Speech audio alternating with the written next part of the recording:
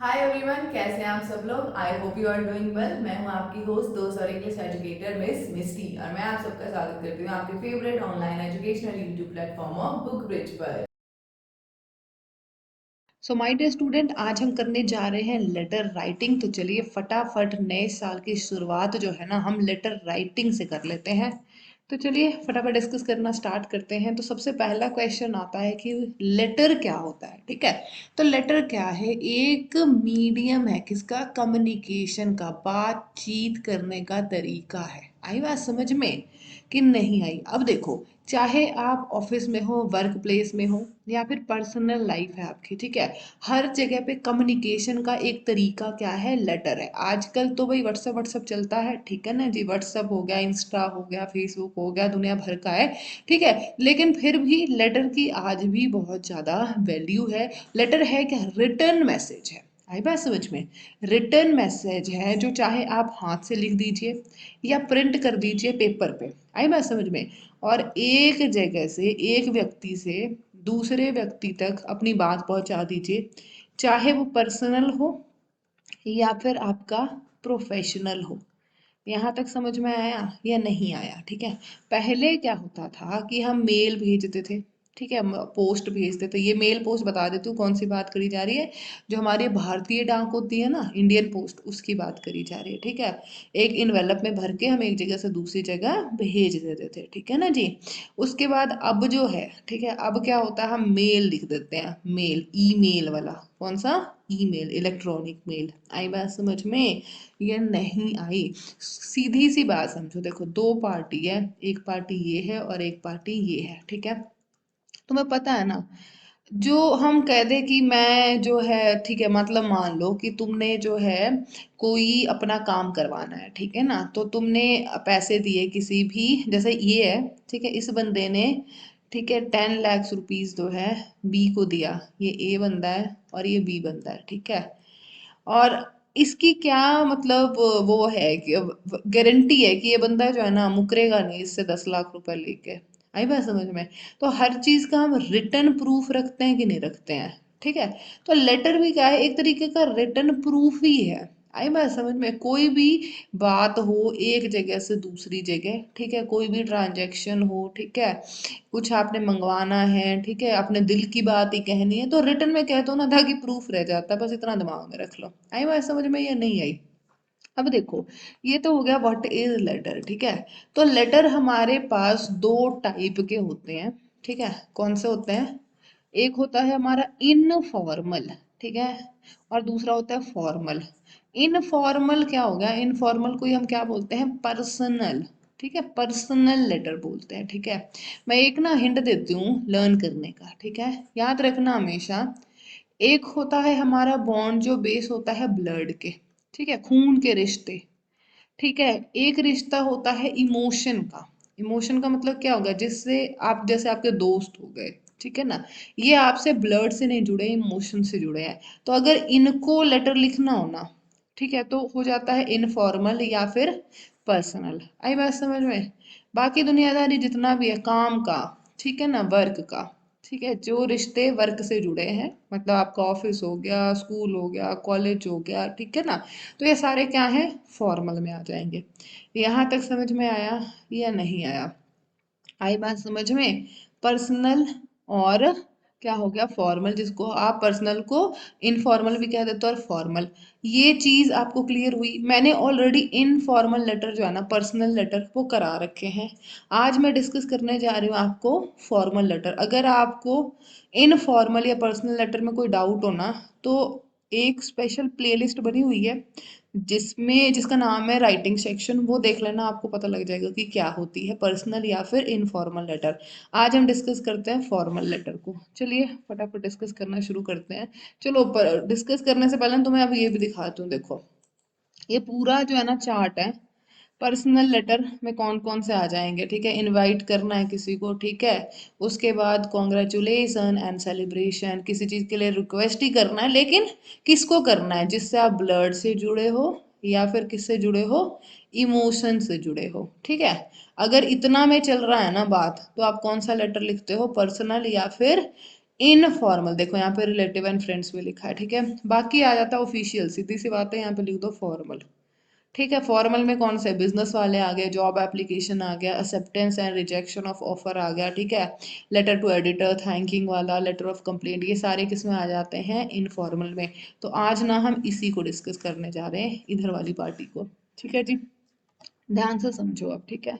Formal letter, तो letter हम लिखते हैं तो सबसे पहले उसका फॉर्मेट देख लें कि लेटर लिखना कैसे है, क्या चीज़ कहाँ पे लिखनी है, क्या चीज़ नहीं लिखनी है, ठीक है। जैसे देखो, ह्यूमन बीइंग है, ठीक है, सबसे ऊपर में क्या होता है, खोपड़ी, उसमें आंखें और ये, ठीक है, फिर ये गर्दन, फिर हाथ पैर, है ना। तो ये फॉर्मेट है एक तरीके से। तो हम लेटर का भी देख ले, कहाँ पे गर्दन लगानी है, कहाँ पे हाथ बांह लगानी है ना, सब कुछ देख लेते हैं। सबसे पहले देखना सेंडर का एड्रेस होता है।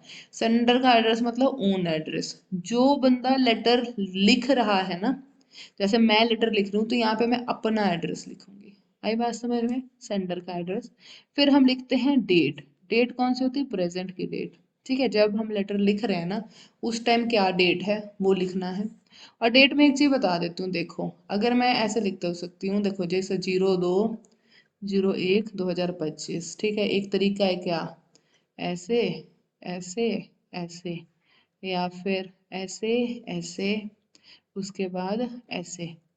मैं ये बताऊं, ये तीनों तरीके ना गलत है, ऐसा बिल्कुल भी मत लिखना। जब भी आप इंग्लिश में, ठीक है, इंग्लिश का पेपर दे रहे हो या फिर इंग्लिश में लेटर लिख रहे हो, पर्सनल प्रोफेशनल कभी भी, तो लेटर ऐसे बिल्कुल भी मत लिखना, सॉरी लेटर नहीं, डेट ऐसे मत लिखना। हमेशा कैसे लिखना, जैसे कि आज है जैन, ठीक है, 02/2025, या फिर 02 जनवरी, ठीक है, पूरा लिख दो, 2025। आई बात समझ में, इस तरीके से लिखना, इस तरीके से बिल्कुल मत लिखना। डेट लिख दिया। फिर हम लिखते हैं रिसीवर का एड्रेस। रिसीवर का एड्रेस का मतलब क्या होगा, जिसको आप लेटर भेज रहे हो ना, उसका एड्रेस, ठीक है। तो सबसे पहले लिख दो डेजिग्नेशन। डेजिग्नेशन का मतलब क्या होगा, जैसे मान लो मैनेजर को लिख रहे हो तो लिखोगे द मैनेजर, लिखोगे ना जी, ठीक है। अगर एडिटर को लिख रहे हो तो लिखोगे द एडिटर, ठीक है। इस तरीके से अगर पुलिस कमिश्नर को लिख रहे हो तो लिख दोगे द पुलिस कमिश्नर। फिर नेम ऑफ द ऑर्गेनाइजेशन, कहाँ पे ये डेजिग्नेशन है। अब जैसे द मैनेजर है, ठीक है, या द एडिटर मैंने लिखा, ठीक है। तो एडिटर किस में होता है, किसी न्यूज़पेपर का नाम आ जाएगा, जैसे टाइम्स ऑफ इंडिया, ठीक है, टाइम्स ऑफ इंडिया। आई बात समझ में, नेम ऑफ ऑर्गेनाइजेशन, ठीक है। उसके बाद हम प्लेस लिख देते हैं या फिर एड्रेस लिख देते हैं, पूरा भी लिख सकते हो, शॉर्ट भी लिख सकते हो, ठीक है ना। जैसे टाइम्स ऑफ इंडिया, मैं यहाँ पे लिख देती हूँ दिल्ली, ठीक है।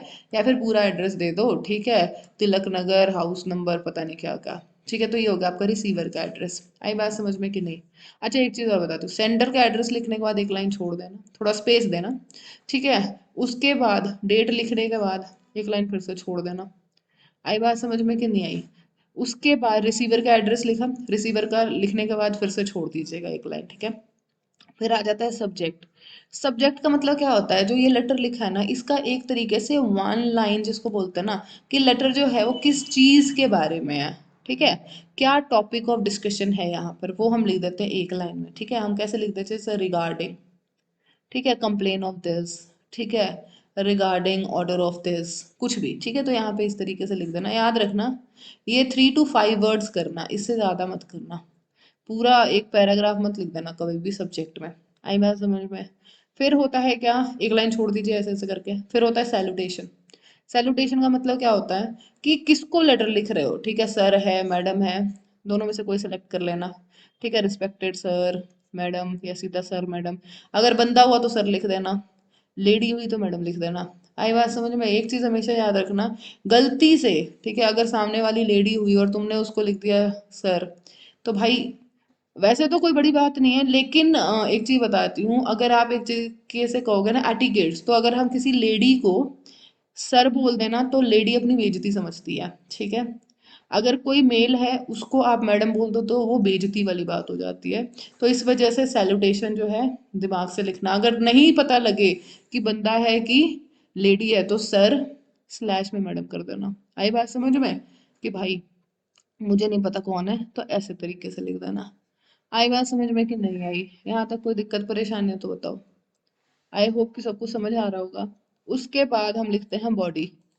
अब हम बनाते हैं बॉडी बिना जिम जाए, ठीक है। देखो यहाँ से हम पहले ओन एड्रेस लिख लिया, डेट लिख लिया, रिसीवर का एड्रेस लिख लिया, सैल्यूटेशन लिख लिया, ये एक समझ लो ना एक ही पेज चल रहा है हमारा। फिर यहाँ पे हम बॉडी लिख रहे हैं, ठीक है जी, यहाँ पे बॉडी है। तो बॉडी को हम 3 पार्ट में डिवाइड कर देते हैं। कई लोग कहते हैं 3 पैराग्राफ बनाते हैं। पैराग्राफ क्या, सीधी सी बात है, 3 पार्ट है लेटर के, ठीक है।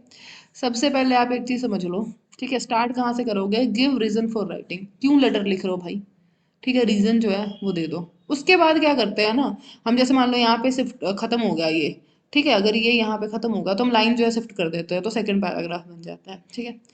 यहाँ पे आपने बता दिया रीजन कि आप क्यों लेटर लिख रहे हो, ठीक है। फिर दूसरे पैराग्राफ में आप क्या करोगे, जो रीजन है, सीधी सी बात है, लेटर लिखने में जो भी डिटेल्स हैं, फैक्ट्स फिगर हैं, ठीक है, और शॉर्ट फॉर्म मत यूज करना, याद रखना, एब्रीविएशन कभी मत यूज करना फॉर्मल लेटर में, ठीक है।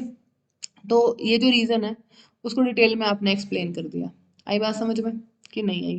जैसे मान लो मैं ऑर्डर कर रही हूँ कोई सामान, ठीक है, ऑर्डर्स, गुड ऑर्डर, ठीक है, गुड्स ऑर्डर कर रही हूँ मैं, तो मैंने लिख दिया कि I am writing this letter to purchase something from your showroom, ठीक है। उसके बाद मैं डिटेल दे दूंगी क्या क्या चीज़ें चाहिए मेरे को, है ना।